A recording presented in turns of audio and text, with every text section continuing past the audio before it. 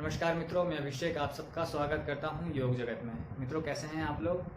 उम्मीद करता हूं स्वस्थ होंगे, सुरक्षित होंगे और योग कर रहे होंगे। आज की वीडियो के माध्यम से मैं आपको मेडिटेशन के बारे में बताऊंगा। मेडिटेशन कैसे करना है, उसके टाइप्स और होने वाले बेनिफिट्स के बारे में। आपने एक कहावत सुनी होगी, चिंता चिता समान है। अर्थात कि आप जितना स्ट्रेस लेंगे उसका सीधा असर आपके शरीर पे पड़ेगा और आयु भी घटती है।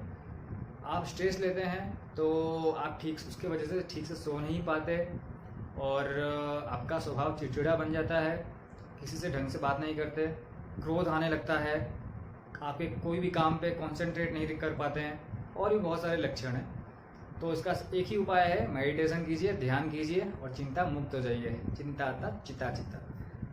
दूसरा पॉइंट ये है कि जब भी हमारा दिमाग खाली रहता है तो हम नेगेटिव विचार सोचते हैं बहुत। तो उसका अच्छा उपाय ये है कि आप अपने दिमाग को कहीं ना कहीं व्यस्त कीजिए। उसकी भी कहावत है, पता है कि खाली दिमाग शैतान का घर होता है। तो कहीं ना कहीं इसको व्यस्त कीजिए, बुक्स पढ़िए, कोई गेम्स खेलिए फिजिकली, या कोई सिंगिंग कीजिए, आपको सिंगिंग पसंद है तो कोई इंस्ट्रूमेंट बजाइए। बहुत सारी एक्टिविटीज़ आप कर सकते हैं। अब बात करते हैं ध्यान की। तो ध्यान को कुछ इस तरह से परिभाषित किया गया है कि एकाग्र मन से बिना कुछ विचार का निरीक्षण करना ही ध्यान है। अर्थात जिस इष्ट देव का आप ध्यान करेंगे उस बीच कोई भी भौतिक विचार नहीं आने चाहिए, वही ध्यान है। अगर आपने मेरा पहला वीडियो देखा हो तो उसमें योग के 8 अंग बताए हैं: यम, नियम, आसन, प्राणायाम, प्रत्याहार, धारणा, ध्यान, समाधि। उसमें जो ध्यान है उसका स्थान 7वां है, इसलिए महत्वपूर्ण अंग भी माना जाता है। अब बात करते हैं मेडिटेशन से होने वाले लाभ के बारे में। तो उसका जो पहला लाभ है, स्ट्रेस दूर होता है। आप कोई भी कार्य करेंगे तो तनाव रहित करेंगे। दूसरा इसका जो फ़ायदा है, मन की एकाग्रता बढ़ती है, कंसंट्रेशन लेवल बढ़ेगा, जिससे आपको काम करने में मन लगेगा।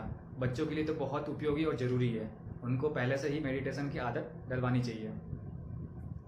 तीसरा जो इसका बेनिफिट है, मन की चंचलता दूर होती है। कहते हैं ना कि मन बड़ा चंचल है, इधर उधर भागते रहता है, तो वो भी कंट्रोल होता है मेडिटेशन के थ्रू। अच्छे कर्म करने की आपके अंदर अच्छे विचार आएंगे और सद्बुद्धि आएगी और ईश्वर के प्रति आपकी भक्ति बढ़ेगी।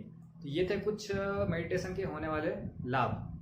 अब मैं आपको ध्यान के प्रकार बता रहा हूँ और किस प्रकार ध्यान को करें। सबसे पहले आप एक आसन बिछा लीजिए, उसके ऊपर आप पद्मासन, सुखासन या सिद्धासन की स्थिति में बैठ सकते हैं। तो मेरी जो स्थिति है वो सुखासन की स्थिति है। पहला जो मैं ध्यान बताने जा रहा हूँ, नासाग्र ध्यान।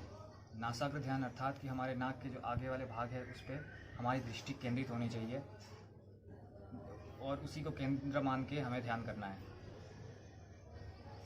और हमारी जो हाथ की मुद्रा है वो इस प्रकार रखें। जो पहली उंगली है वो अंगूठे पे, दोनों हाथ की।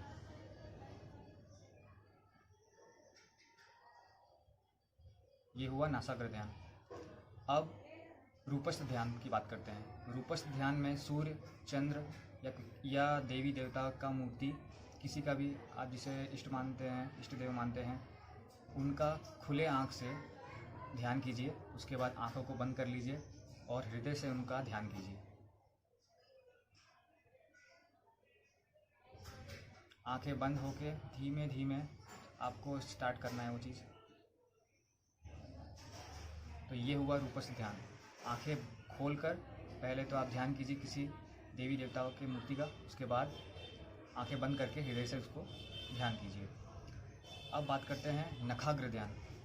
नासाग्र ध्यान और नखाग्र ध्यान दोनों अलग है। नखाग्र ध्यान में कुंभक की स्थिति बनती है और उसकी जो हमारी जो दृष्टि है वो नाखून, दोनों अंगूठे के जो नाखून है उस पर केंद्रित होती है।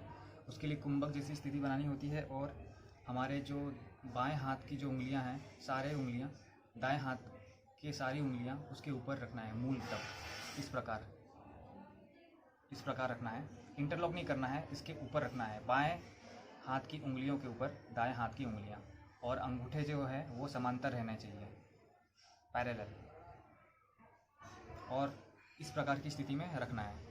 और हमारा जो ध्यान है वो दोनों अंगूठे, जो मैंने आपको स्थिति बताई, दोनों अंगूठे समांतर होने चाहिए, इसी पे हमारा ध्यान केंद्रित होना चाहिए।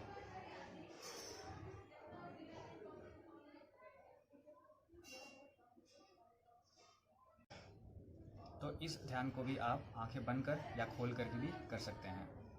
अब बात करते हैं भ्रूमध्य ध्यान की। भ्रूमध्य ध्यान अर्थात हमारी जो दोनों आंखों की ऊपर की भौहें हैं उसके सेंटर में केंद्र मानकर ध्यान करना, और इसे भी आप आंखें बंद कर या खोल के भी कर सकते हैं।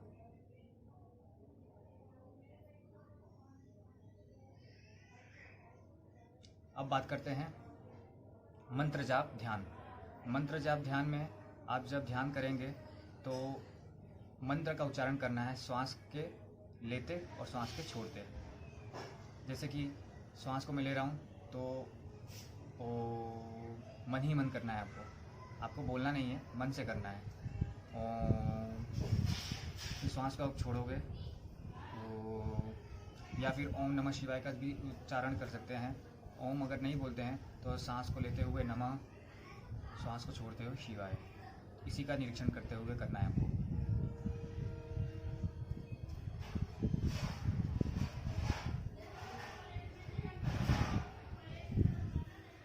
तो ये हुआ मंत्र जाप ध्यान। अब बात करते हैं श्वास प्रश्वास ध्यान। श्वास प्रश्वास ध्यान भी मंत्र जाप की तरह ही है, लेकिन इसमें जो ध्यान आपका केंद्र होना चाहिए वो नासाग्र में होना चाहिए, नासाग्र की ओर, अर्थात आपके नाक के आगे वाले भाग पर होना चाहिए।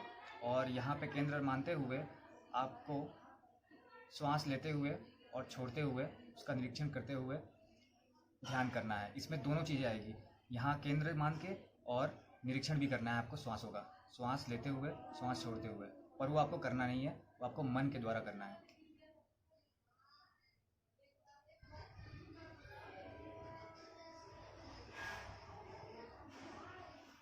तो ये थे कुछ ध्यान के प्रकार।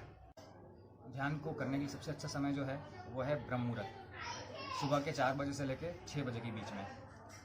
उसके बाद आप शाम को भी कर सकते हैं। 2 ध्यान ऐसे हैं जो आप कोई भी समय कर सकते हैं, मंत्र जाप ध्यान और श्वास प्रश्वास ध्यान, कोई भी समय आप कर सकते हैं। उम्मीद करता हूँ कि आज का वीडियो आपको पसंद आया हो। अगर वीडियो पसंद आया तो लाइक कीजिए, सब्सक्राइब कीजिए, शेयर कीजिए, और आपकी कोई राय है, कुछ पूछना है, कोई क्वेरी है तो आप कमेंट बॉक्स में कमेंट कर सकते हैं। नमस्कार।